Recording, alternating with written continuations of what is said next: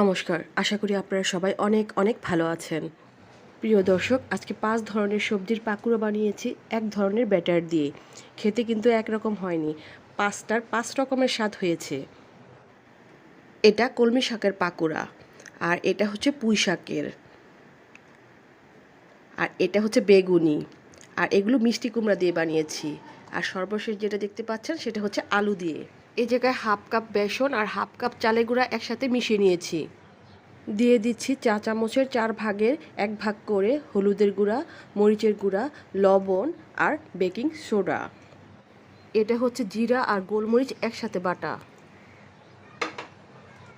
অল্প অল্প জল দিয়ে ব্যাটারটাকে একটু ঘন করে গুলিয়ে নিচ্ছি।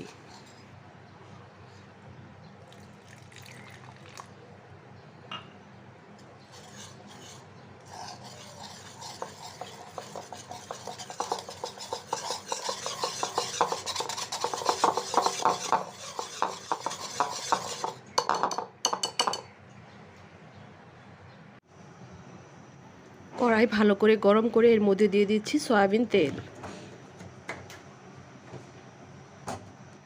2 টেবিল চামচের মতো গরম তেল ব্যাটারের সাথে মিশিয়ে নিচ্ছি। এর ফলে আপনার যে কোনো পাকুড়া ফুলেও আবার মচমচেও হয়।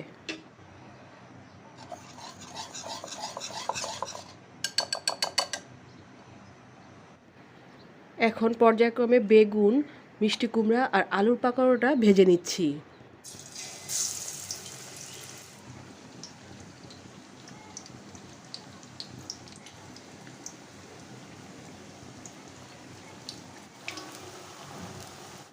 বিভিন্ন প্রকার পাকোড়া আমি আলাদা আলাদা করে ভাজতে পারতাম, কিন্তু যেহেতু আমার বাসার সদস্য সংখ্যা কম, তাই একসাথে সবগুলো দিয়ে দিয়েছি। এতে সময়ের অনেক সেভ হয়। আর যাদের বাসার সদস্য সংখ্যা কম, তারা এইভাবে একসাথে বিভিন্ন ধরনের পাকোড়া ভেজে নিতে পারেন, সময় অনেক সেভ হবে। পাকোড়াতে সুন্দর একটা ডিপ গোল্ডেন কালার এসে গেছে। আমার পাকোড়া হয়ে গেছে, এখন নামিয়ে নিচ্ছি।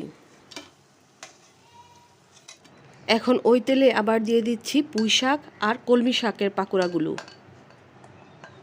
প্রিয় দর্শক, এই জায়গায় একটু বলে রাখি, আপনি যখন অনেক ধরনের পাকোড়া একসাথে দিবেন কম তেলে, তখন একটা আরেকটা গায়ে লেগে যেতে পারে। এক্ষেত্রে প্রথমেই নাড়াচাড়া করা যাবে না।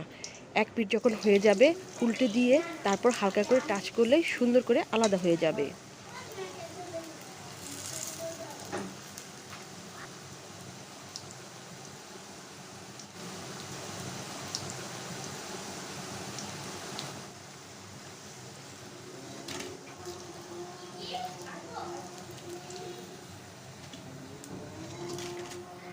এই হলো পাকোড়ার ফাইনাল লুক।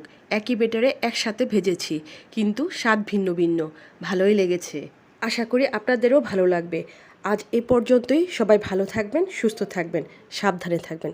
ধন্যবাদ সবাইকে। নমস্কার।